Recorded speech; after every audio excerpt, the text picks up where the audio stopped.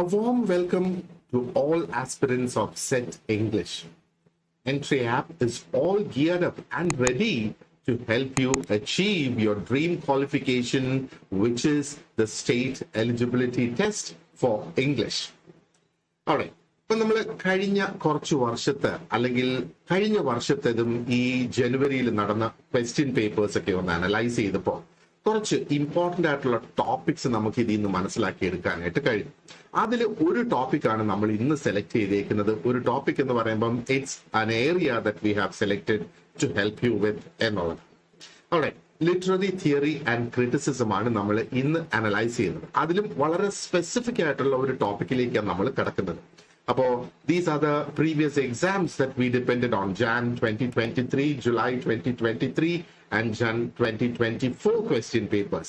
ഈ question papers analyse ചെയ്തപ്പോഴത്തേക്ക് we understood ഒരുപാട് അധികം ക്വസ്റ്റ്യൻസ് ഉണ്ട് on various critical approaches like feminist criticism ആയാലും പോസ്റ്റ് കൊളോണിയൽ ക്രിറ്റിസിസം ആയിരുന്നാലും സ്ട്രക്ചറലിസം ആയാലും ഇങ്ങനെ ഒരുപാടധികം ടോപ്പിക്സിൽ നിന്ന് ക്വസ്റ്റ്യൻസ് വളരെ കോമൺ ആയിട്ട് നമുക്ക് ഇതിൽ കാണാനായിട്ട് കഴിഞ്ഞു.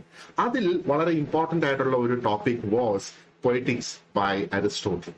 അപ്പോ we will delve into the details of poetics. ഇപ്പൊ പൊയറ്റിക്സ് എന്താണ് എന്നുള്ളത് ഒരു റിഫ്രഷർ പോലെ we will conduct this particular session for you. Alright. So ആദ്യം തന്നെ we will look at the core ideas of poetics here. ഇപ്പൊ poetics നമ്മൾ നോക്കുകയാണെന്നുണ്ടെങ്കിൽ fundamentally it is concerned with the study of poetry എന്ന് നമുക്കറിയാം അല്ലെ. ഇപ്പൊ poetry and various forms of its poetry, അതിനകത്ത് എപ്പിക് പോയട്രി അവിടെ വരുന്നുണ്ട്, ട്രാജഡി വരുന്നുണ്ട്, കോമഡി വരുന്നുണ്ട്, ഡൈഥാറാമ്പിക് പോയട്രി അതിനകത്ത് വരുന്നുണ്ട്. And alongside all this we can see that it is also associated with flute and lyre. അല്ലെ, കുറച്ച് മ്യൂസിക് ഇൻസ്ട്രുമെന്റ്സും അതിനകത്ത് വരുന്നുണ്ട് എന്ന് വേണമെങ്കിൽ നമുക്ക് പറയാം. Now, Aristotle ideally defines poetry as a mode of imitation. ഒരു മോഡ് ഓഫ് ഇമിറ്റേഷൻ ആണ് പോയട്രി എന്നുള്ളതാണ് അദ്ദേഹം പറയുന്നത്. Now, ഇതിനകത്ത് വരുന്ന ഡിഫറൻസ് എന്ന് പറഞ്ഞാൽ it differs by medium, by the objects and even the mode of imitation. അതിനകത്ത് തന്നെ ഒരു ഡിഫറൻസ് വരുന്നുണ്ട് എന്നുള്ളതാണ്. ആൻഡ് അവര് എസെൻസ് ഓഫ് പോയറ്റിക് നമ്മൾ നോക്കുകയാണെന്നുണ്ടെങ്കിൽ essence of poetics ideally lies in its ability to imitate life, to imitate character, to imitate action through rhythm, language, ഇനി അതും അല്ലെങ്കിൽ through harmony. It could either be done individually or in combination എന്നുള്ള.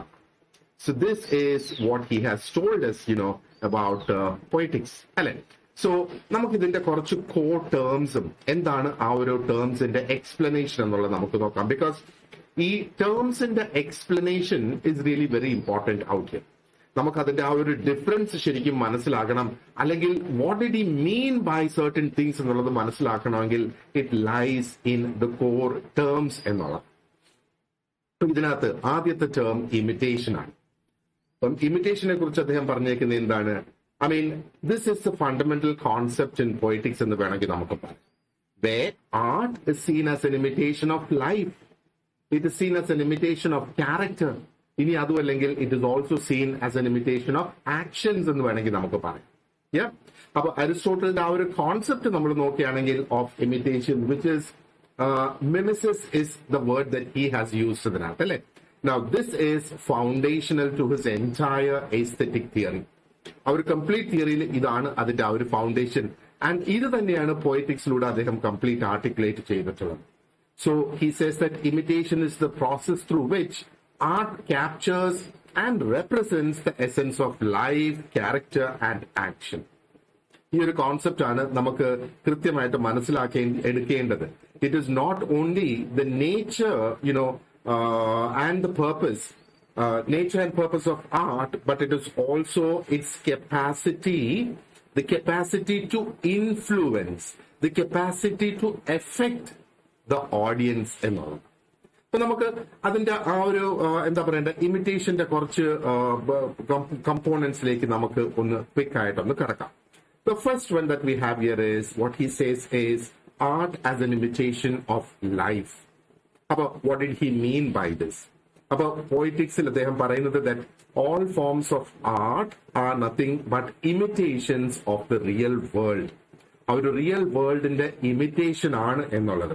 But he also says This imitation does not mean a mere copying or even replication of reality. Pakshe, what else did he say? This is an abstraction or a representation of the essential truths എന്നുള്ളതാണ് അദ്ദേഹം പറയുന്നത്. അപ്പോ ഇമിറ്റേഷനിലൂടെ artist ശരിക്കും എന്താ ചെയ്യുന്നത്? He's distilling and interpreting the complexities of life. ഇപ്പം വ്യൂവേഴ്സിന് അല്ലെങ്കിൽ റീഡേഴ്സിന് അല്ലെങ്കിൽ ലിസണേഴ്സിന് ശരിക്കും ഒരു മിറേർഡ് എക്സ്പീരിയൻസ് ആണ് ശരിക്കും അവിടെ കിട്ടുന്നത്.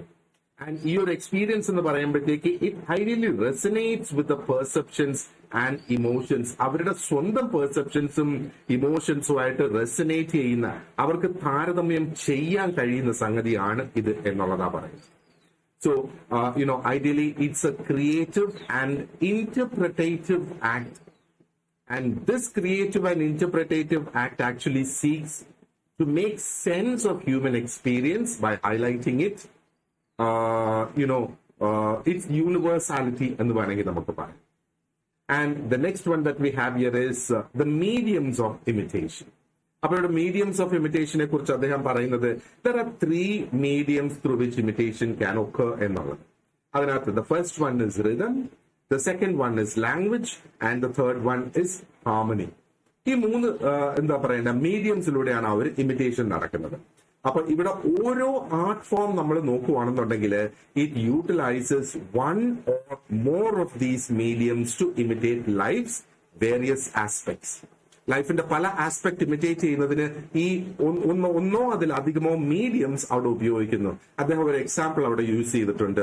പോയട്രി ആൻഡ് ലിറ്ററേച്ചർ അത് നോക്കുവാണെന്നുണ്ടെങ്കിൽ ദേ യൂസ് ലാംഗ്വേജ്. മ്യൂസിക്കിന്റെ കാര്യം പറയുവാണെന്നുണ്ടെങ്കിൽ it employs harmony and rhythm. ഇനി ഡാൻസിന്റെ കാര്യം നോക്കുവാണെന്നുണ്ടെങ്കിലോ it relies on the rhythm itself, അല്ലേ? But the choice of medium influences how life is represented and how life is understood through art and all. Let's move on and see what else he has told us about it. Now he talks about the objects of imitation. For objects of imitation, these are the aspects that, art seeks to represent. Art is trying to represent something. അപ്പോൾ ഈ objects of imitation എന്ന് പറയുന്നതാണ് ഈ ശരിക്കും ആ ഒരു art കൊണ്ട് artist represent ചെയ്യാനായിട്ട് ഉദ്ദേശിക്കുന്നത്. ഇപ്പം അരിസ്റ്റോട്ടിൽ ഇവിടെ ശരിക്കും ഒരു ഡിഫറൻസിയേഷൻ നടത്തുന്നു. He is trying to draw a difference between art that imitates noble actions and the characteristics എന്ന് വേണമെങ്കിൽ നമുക്ക് പറയാം. ഓക്കെ, ഇപ്പൊ ക്യാരക്ടറിസ്റ്റിക്സ് എന്ന് പറയുമ്പോഴത്തേക്ക് എന്താണ്? Those embodying moral and ethical values അല്ലെങ്കിൽ എത്തിക്കൽ വെർച്യൂസ് എന്ന് വേണമെങ്കിൽ നമുക്ക് പറയാം. And he's comparing this to art that imitates, ignoble ones. So, art that imitates the noble and art that imitates the ignoble and all. ഈ ഒരു ഡിഫറൻസിയേഷന്റെ പ്രാധാന്യം എന്താണ് നമ്മൾ നോക്കേണ്ടത്? We get the idea that art can elevate or art can degrade എന്നുള്ളത്. And this depends on what it is choosing to imitate. അതാണ് ആ object of imitation എന്ന് പറയുന്നത്. ഇങ്ങനെയാണെങ്കിലും, however, regardless of the nobility of the objects, all imitations aim to reveal some truth about life, about character, and the dynamics of human action and all. The next, what he was talking about are the modes of imitation. About Aristotle, he speaks about different modes of imitation. അതിനകത്ത് this indicates ഈ different modes പറയുമ്പോഴത്തേക്ക് this indicates how closely or how distantly art represents reality എന്നുള്ളത്. ഇപ്പൊ ചില art works നമ്മൾ നോക്കുവാണെന്നുണ്ടെങ്കിൽ it offers a direct imitation of life, അല്ലേ? അപ്പോ അവിടെ what is it aiming for? It is aiming for realism and it is trying to be accurate in depicting human actions and emotions. ഇനി മറ്റുള്ളത് നോക്കുവാണെന്നുണ്ടെങ്കിലോ കുറെ കൂടെ അധികം ഒരു ഇന്റർപ്രിറ്റേറ്റീവ് ആയിട്ടുള്ള അല്ലെങ്കിൽ ഒരു സ്റ്റൈലൈസ്ഡ് അപ്രോച്ച് അവിടെ എടുക്കുന്നു. സോ ഇങ്ങനെ ഒരു അപ്രോച്ച് ആണ് എടുക്കുന്നതെന്നുണ്ടെങ്കിൽ it is trying to emphasize on certain aspects over others which would convey deeper meanings, or it would elicit specific responses from the audience. ഓഡിയൻസിൽ നിന്ന് ആ ഒരു സ്പെസിഫിക് റെസ്പോൺസസ് അവിടെ കൊണ്ടുവരാനായിട്ട് ഉദ്ദേശിച്ചുകൊണ്ടാണ് അത് ചെയ്യുന്നത്. And then he talks about imitation and education. അപ്പൊ അരിസ്റ്റോട്ടലിനെ സംബന്ധിച്ചിടത്തോളം ഇമിറ്റേഷൻ എന്ന് പറയുന്നത് ജസ്റ്റ് ഒരു എസ്തെറ്റിക് പ്രിൻസിപ്പിൾ മാത്രമല്ല, but it is also a tool for education എന്നുള്ളത്. അപ്പൊ ഇമിറ്റേഷനിലൂടെ what are art teachers trying to do? Art teachers and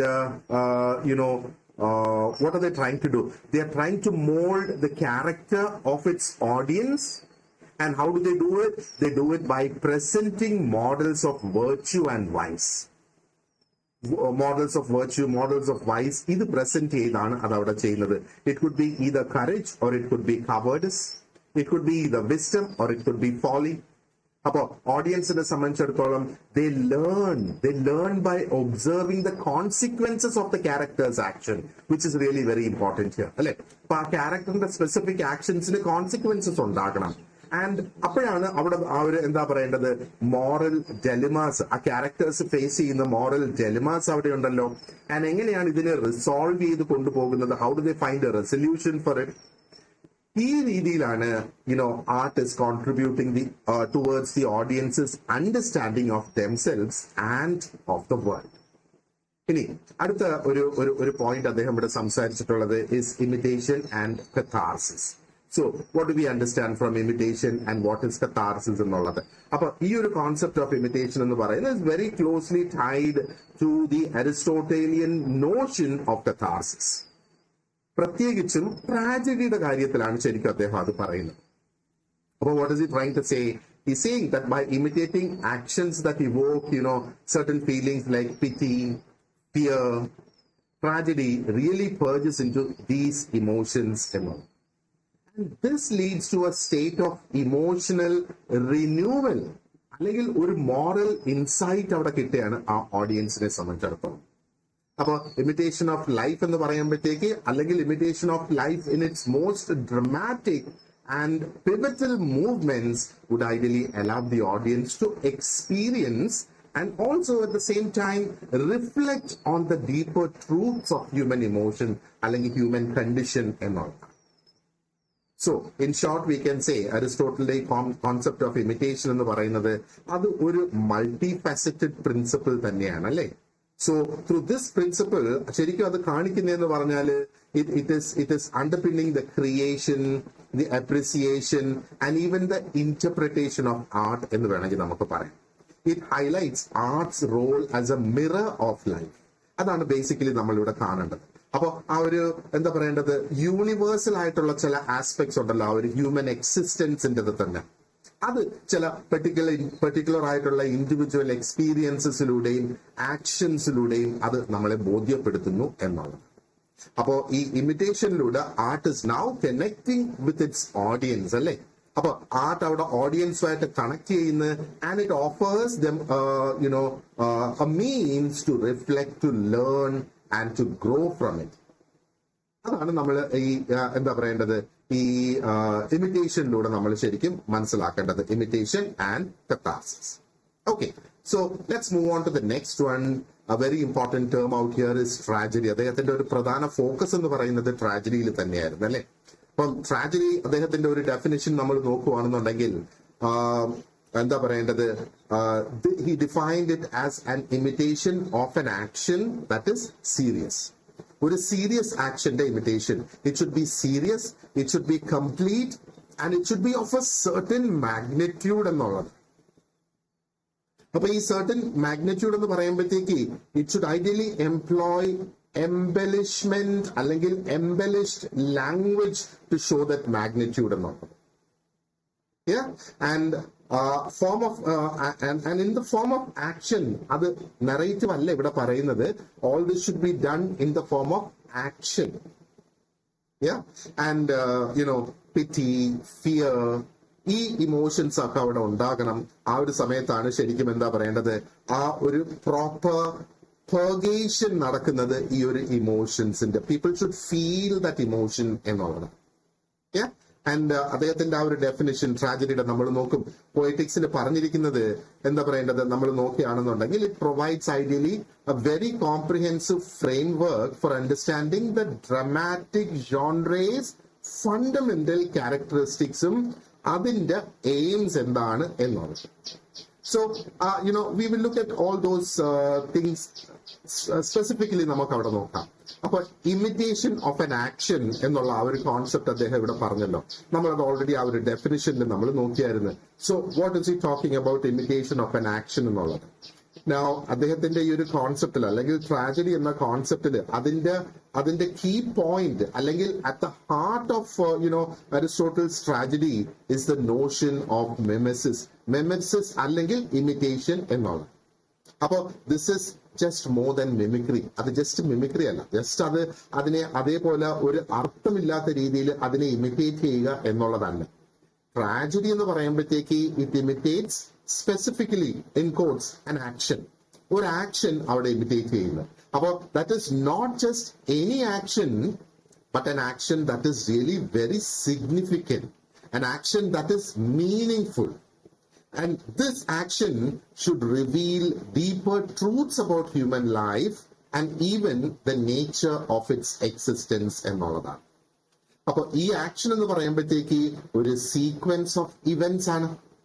ഇനി അതും അല്ലെങ്കിൽ it is a plot that embodies struggles, moral conflicts അവിടെ ഉണ്ടാകണം, and they should also be the complexities of faith and that of free will എന്നുള്ളതാണ്. So ഇവിടെ അവര് imitation of an ആക്ഷന്റെ കാര്യം ഇവിടെ പറയുന്നത്. Then what does he say about action? It should be serious, it should be complete, and it should be of a certain magnitude. നമ്മളിത് ആ ഒരു ഡെഫിനിഷൻ നോക്കിയ സമയത്ത് നമ്മളിത് നോക്കിയിരുന്നു അല്ലെ. അപ്പം ഈ ഇമിറ്റേറ്റ് ചെയ്യുന്ന ആക്ഷൻ എന്ന് പറയുന്നത് സീരിയസ് ആയിരിക്കണം. സീരിയസ് ആവുക എന്ന് പറഞ്ഞാൽ only then our action will be able to highlight how grave or how significant the matter is എന്നുള്ളത്. മനസ്സിലായില്ലേ? അപ്പോ ഇത് ജസ്റ്റ് വളരെ ട്രിവിയൽ അല്ലെങ്കിൽ മണ്ടെയിൻ ആയിട്ടുള്ള മാറ്റേഴ്സ് ആകരുത്, but issues that ideally touch on the fundamental aspects of life. അപ്പൊ fundamental aspects of life എന്ന് പറയുമ്പോഴത്തേക്ക് it could be either justice or it could be love, ഇനി അതല്ലെങ്കിൽ ലോയൽറ്റി ആകാം, ഇനി അതും അല്ലെങ്കിൽ it could be A struggle against the faith എന്നുള്ളത്. അപ്പൊ അതാണ് അദ്ദേഹം ആ serious, complete and of a certain magnitude എന്ന് പറയുന്നത് കൊണ്ട് ഉദ്ദേശിക്കുന്നത്. അപ്പോ ആക്ഷൻ ഒന്ന് സീരിയസ് എന്നുള്ള ആ ഒരു കാര്യം പറഞ്ഞു. ഇനി ആക്ഷൻ കംപ്ലീറ്റ് എന്ന് പറയുമ്പോഴത്തേക്ക് what we understand from this, അതിനൊരു ബിഗിനിങ് ഉണ്ടാകണം, ഒരു മിഡിൽ ഉണ്ടാകണം, and they should also be an end. എന്താണ് ഒരു എന്താ പറയേണ്ടത്, ഒരു ലോജിക്കൽ ഫ്ലോ ഉണ്ടാകണം ഈ beginning, middle and എൻഡിന്.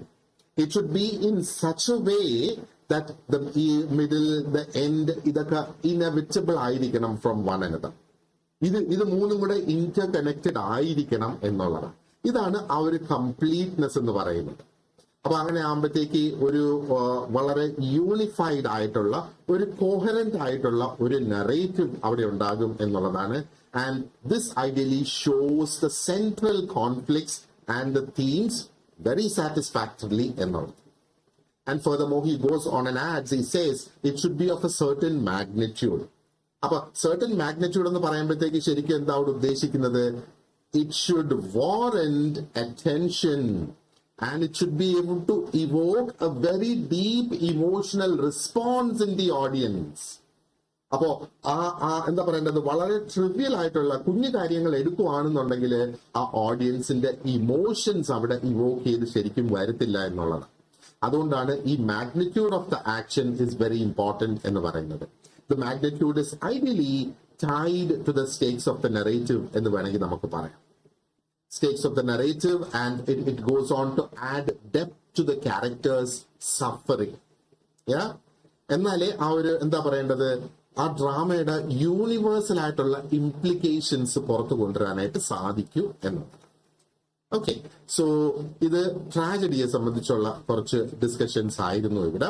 And then we can also C, അപ്പോൾ ഇതിനകത്ത് തന്നെ നമ്മൾ നോക്കിയാൽ ആ ഒരു എംബെലിഷ്ഡ് ലാംഗ്വേജ് ഉണ്ടായിരിക്കണമെന്ന് നമ്മൾ പറഞ്ഞു, അല്ലെങ്കിൽ അരിസ്റ്റോട്ടിൽ പറഞ്ഞതായിട്ട് നമ്മൾ ഡിസ്കസ് ചെയ്ത്. അപ്പോൾ ഇവിടെ എന്താണ് എംബെലിഷ്ഡ് ലാംഗ്വേജ് എന്ന് പറയുന്നത്? He is referring to the poetic, അല്ലെങ്കിൽ he is referring to the stylistic elements എന്നുള്ളത്. അപ്പൊ ഈ പോയറ്റിക് അല്ലെങ്കിൽ സ്റ്റൈലിസ്റ്റിക് എലിമെന്റ്സ് എന്തിനാ നമുക്ക് ഇവിടെ ആവശ്യമായിട്ടുള്ളത്? ടു എലിവേറ്റ് ദ ഡയലോഗ്, അല്ലെങ്കിൽ ആ മോണോലോഗ്സ്, ഒന്നുകിൽ ഡയലോഗ്സ് അല്ലെങ്കിൽ ആ മോണോലോഗ്സ്, അതിനെ എലിവേറ്റ് ചെയ്ത് കൊണ്ടുവരിക എന്നുള്ളതാണ്. അപ്പൊ ഈ എംബലിഷ്മെന്റ് കൊണ്ട് it enhances the emotional, the aesthetic and the intellectual impact of the tragedy. അങ്ങനെ ആകുമ്പോഴേ അത് ഒരു പവർഫുൾ ആയിട്ട് വരത്തുള്ളൂ. Only then it will resonate in the minds of people എന്നുള്ളതാണ്. Okay, and then what else he has said? He says it should be in the form of action, not a narrative എന്നുള്ളത്. അപ്പോ narrative ആകരുത്, ഇത് ആക്ഷനിലൂടെ തന്നെ ശരിക്കും കാണിക്കണം എന്നുള്ളതാണ്. അപ്പൊ ശരിക്കും ട്രാജഡി അൺഫോൾഡ് ചെയ്യുന്നത് ഇസ് ത്രൂ ആക്ഷൻസ്. ഇപ്പൊ നെറേറ്റീവ് എന്ന് പറയുമ്പോഴത്തേക്ക് it is like telling A story അല്ലെ. അപ്പൊ ഒരു സ്റ്റോറി പറഞ്ഞിട്ടല്ല ശരിക്കും ആ ഒരു ട്രാജഡി അവിടെ കൊണ്ടുവരേണ്ടത്.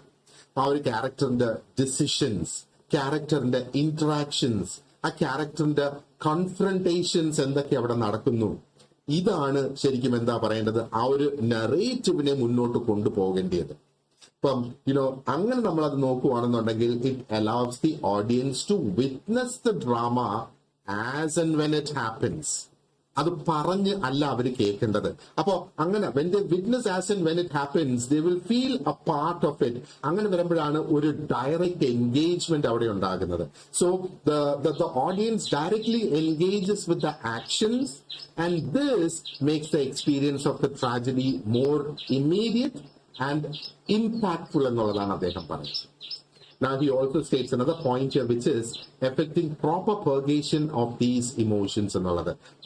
എന്താ പറയേണ്ടത്, ഫൈനലി പ്രോപ്പർ ആയിട്ടുള്ള ഒരു പെർഗേഷൻ ഇവിടെ നടക്കണം. അപ്പൊ അഗെയിൻ അത് അരിസ്റ്റോട്ടിൽ ഈ ഒരു കോൺസെപ്റ്റ് പറയുന്നതോടുകൂടി അദ്ദേഹം അവസാനമായിട്ട് ഇൻട്രൊഡ്യൂസ് ചെയ്യുന്നതാണ് ഈ ഒരു കോൺസെപ്റ്റ് ഓഫ് കത്താർസിസ് എന്ന് പറയുന്നത്. അപ്പൊ അദ്ദേഹത്തിനെ സംബന്ധിച്ചിടത്തോളം now he says catharsis is the ultimate aim of tragedy. അപ്പോ എന്താ പറയേണ്ടത്, ഫിയർ, പിറ്റി, ഇതൊക്കെ എക്സ്പീരിയൻസ് ചെയ്യുക. ഇതൊക്കെ എക്സ്പീരിയൻസ്. അപ്പൊ പിറ്റി എന്തിനാണ്? For the characters misfortunes. And fear എന്തിനാണ്? ശരിക്കും എന്താ fear? That such misfortunes could befall us. ഇങ്ങനത്തെ ഉള്ള മിസ്ഫോർച്യൂൺസ് നടന്നാൽ നമ്മളും താഴേക്ക് പോകും, നമ്മുടെയും ഡൗൺഫോൾ ഉണ്ടാകും എന്നുള്ള ആ ഒരു ഫിയർ നമ്മളിലേക്ക് വരിക എന്നുള്ളതാണ്. അങ്ങനെയാണ് ഈ ഓഡിയൻസ് അവിടെ ഈ ഒരു കത്താർസിസ് അണ്ടർഗോ ചെയ്യുന്നത്, അല്ലെങ്കിൽ അതിനെ നമുക്ക് പെർഗേഷൻ ഓഫ് ദീസ് ഇമോഷൻസ് എന്ന് പറയാം. അപ്പൊ ഈ ഒരു പ്രോസസ് എന്ന് പറയുന്നത് is not only cleansing but it is also enlightening. അതിൽ നിന്ന് പഠിക്കുന്നത് there is a moral that is there to learn. അങ്ങനെ ആകുമ്പോഴത്തേക്ക് it gives a lot of insights into the human conditions and their own lives എന്നുള്ളത്. So in short നമുക്ക് പറയാം, അരിസ്റ്റോട്ടലിന്റെ ഈ ഒരു ട്രാജഡിയുടെ ഡെഫിനിഷൻ നമ്മൾ നോക്കുകയാണെന്നുണ്ടെങ്കിൽ it includes the genre's complexity, the depth and the purpose of the particular genre എന്നുള്ളത്. ഇപ്പൊ ട്രാജഡി അഗെയിൻ അതിന്റെ ആ ഒരു ഇമിറ്റേഷനിലൂടെ എന്താണ് ഇവിടെ ശരിക്കും സിഗ്നിഫിക്കന്റ് ആയിട്ടുള്ള ആക്ഷൻസ് ആണ് ശരിക്കും അവിടെ ഇമിറ്റേറ്റ് ചെയ്യേണ്ടത്. And it should use embellished language. And together with its capacity to affect catharsis, all these put together, it serves as a profound exploration of human life എന്നുള്ളത്. അപ്പൊ ഈ ഒരു പ്രൊഫൗണ്ട് എക്സ്പ്ലറേഷൻ എന്ന് പറയുമ്പോഴത്തേക്ക് ഇറ്റ് ഓഫേഴ്സ് അല്ലെങ്കിൽ it enables both emotional release and moral and philosophical ആയിട്ടുള്ള insights പോലും ഇവിടെ വരും എന്നാണ്. ഓൾറൈറ്റ്, സോ ഇതാണ് നമ്മൾ ആ ഒരു സമ്മറി ഇപ്പൊ ഡിസ്കസ് ചെയ്തത്. So what we will do is we will wind up this part of the video here, and ഇതിന്റെ ബാക്കി കോൺസെപ്റ്റ്സ് നമുക്ക് അടുത്ത പാർട്ടിൽ we will record it. So if you have completed watching this part, please move on to part 2 immediately so that you don't lose out on its continuity. ഇത് continuous ആയിട്ട് അങ്ങ് complete ചെയ്യുവാണെന്നുണ്ടെങ്കിൽ the entire concept will remain there, and that will enable you to answer any questions that come up based on this. Thank you very much for watching this part and wish you a good day ahead. Thank you.